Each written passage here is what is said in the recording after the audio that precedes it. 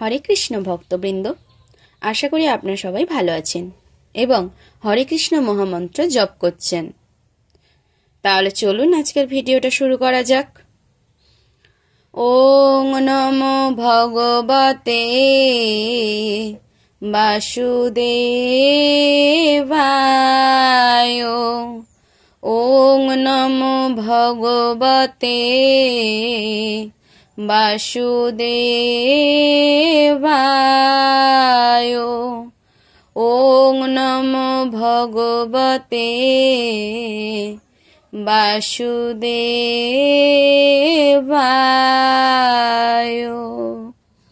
শ্রীমদ্ ভগবত গীতা তৃতীয় অধ্যায় কর্মযোগ, শ্লোক নম্বর 9। যজ্ঞার্থাৎ কর্মণ অন্যত্র লোক অয়ং কর্ম বন্ধনঃ তদ অর্থং কর্ম কৌন্তেয় মুক্ত সঙ্গঃ সমাচর। যজ্ঞার্থাৎ, যজ্ঞ আর অর্থাৎ মানে যজ্ঞের সঙ্গে অর্থাৎ এই দুটো শব্দ একসঙ্গে মিলিত হয়ে হয়েছে যজ্ঞার্থাৎ। যজ্ঞ বা বিষ্ণুর জন্যই কেবল কৃত। কর্মণ, কর্ম কর্ম মানে কাজ, অন্যত্র তা না হলে, লোকহ জগতে অয়ম এই কর্মবন্ধন, কর্মের যে বন্ধন তার অর্থম নিমিত্ত কর্ম কৌন্তেয় হে কুন্তি পুত্র মুক্ত সঙ্গ বন্ধন মুক্ত সমাচর অনুষ্ঠান করো। অর্থাৎ বিষ্ণুর প্রীতিবিধান করার জন্যই কেবল কর্ম করা উচিত, তা না হলে কর্মই এই জড়জগতে বন্ধনের কারণ হয়। হে কৌন্তেয়, তাই তার সন্তুষ্টি বিধানের জন্যই কেবল তুমি তোমার কর্তব্য কর্মের অনুষ্ঠান করো এবং এভাবেই তুমি সর্বদা বন্ধন থেকে মুক্ত থাকতে পারবে। যেহেতু দেহ প্রতিপালন করবার জন্য প্রত্যেককে কর্ম করতে হয়, আমরা যদি রান্না বান্না না করি তাহলে খাবো কি করে, বা সেই খাবার জোগাড়টা করার জন্য চাল ডাল সমস্ত মশলাপাতি কেনার জন্যও তো আমাদেরকে কাজ করতে হবে, পয়সা উপার্জন করতে হবে।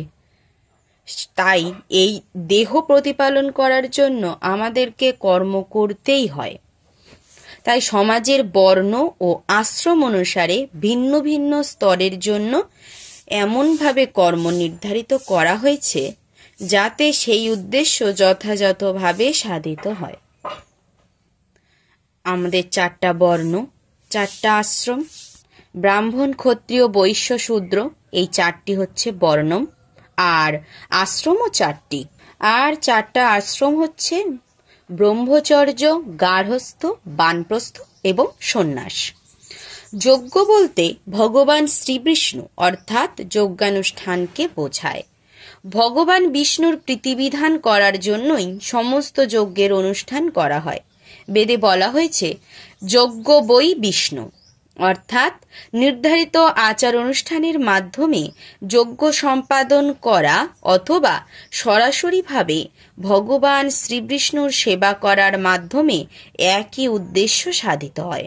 সুতরাং কৃষ্ণ ভাবনামৃত হচ্ছে সেই যজ্ঞানুষ্ঠান যা এই শ্লোকে নির্ধারিত হয়েছে। বর্ণাশ্রম ধর্মের উদ্দেশ্যেও ভগবান শ্রীবিষ্ণুকে সন্তুষ্ট করা। বর্ণাশ্রম চারবতা পুরুষেন পরহ পুমান বিষ্ণুর আরাধ্যতে পন্থা ন অন্যত তত্ত্বস কারণম। এটি বিষ্ণু পুরাণ থেকে এই শ্লোকটা নেওয়া হয়েছে। তাই বিষ্ণুকে সন্তুষ্ট করার জন্যই কর্ম করা উচিত। এছাড়া এ জড়জগতে অন্য সমস্ত কর্মই বন্ধনের কারণ হবে, কেননা ভালো এবং খারাপ উভয় কর্মেরই প্রতিফল আছে, আর যে কোনো কর্মফলই অনুষ্ঠাতাকে বন্ধনে আবদ্ধ করে রাখে। তাই শ্রীকৃষ্ণকে অথবা শ্রী বিষ্ণুকে সন্তুষ্ট করার জন্য কৃষ্ণ ভাবনাময় হয়ে কর্ম করতে হয় এবং এভাবে কর্ম করার মাধ্যমে মুক্ত স্তরে স্থিত থাকা যায়। এটি কর্ম সম্পাদনের মহৎ কৌশল এবং এই পন্থার শুরুতে অত্যন্ত দক্ষ পথপ্রদর্শকের প্রয়োজন হয়। তাই ভগবত তত্ত্বজ্ঞানী কৃষ্ণ ভক্তের সুদক্ষ তত্ত্বাবধানে অথবা স্বয়ং শ্রীকৃষ্ণের তত্ত্বাবধানে, যার তত্ত্বাবধানের সুযোগ অর্জুন লাভ করেছিলেন, গভীর নিষ্ঠার সঙ্গে এই কার্য সম্পাদন করতে হয়। ইন্দ্রিয় তর্পণের জন্য কিছুই করা উচিত নয়, বরং সবকিছুই শ্রীকৃষ্ণের সন্তুষ্টি বিধানের জন্যই করা উচিত। আমাদের নিজেদের ইন্দ্রিয়র তৃপ্তি ঘটবে এই জন্যই যদি আমরা কোনো কাজ করি, শাস্ত্রে সেই কাজটাকে নিষিদ্ধ বলা হয়েছে। আমাদেরকে সবসময় ভগবানের সন্তুষ্টি বিধানের জন্য কাজ করা উচিত, ভগবান শ্রীকৃষ্ণের সন্তুষ্টি বিধানের জন্য কাজ করা উচিত, যাতে তিনি কিসে খুশি হবেন, কিসে আনন্দ পাবেন, তার কিসে সুবিধা হবে, এগুলো আমাদের দেখা উচিত। নিজেদের ইন্দ্রিয় তৃপ্তি দেখা উচিত নয়। এইভাবে অনুশীলনের ফলে শুধু যে কর্মফলের বন্ধন থেকেই মুক্ত থাকা যায় তা নয়, তার ফলে ভগবানের অপ্রাকৃত প্রেমভক্তির স্তরেও ক্রমশ উন্নীত হওয়া যায়, যা একমাত্র ভগবানের পরম ধামে উপনীত করতে পারে। হরি বল। ওম সর্বে ভবন্তু সুখিনা সর্বে সন্তু নিরাময়া সর্বে ভদ্রাণি পশ্যন্তু কশ্চিৎ দুঃখম আপ্নুয়াত। ওম শান্তি ওম শান্তি ওম শান্তি। হরে কৃষ্ণ কৃষ্ণ কৃষ্ণ হরে হরে, হরে রাম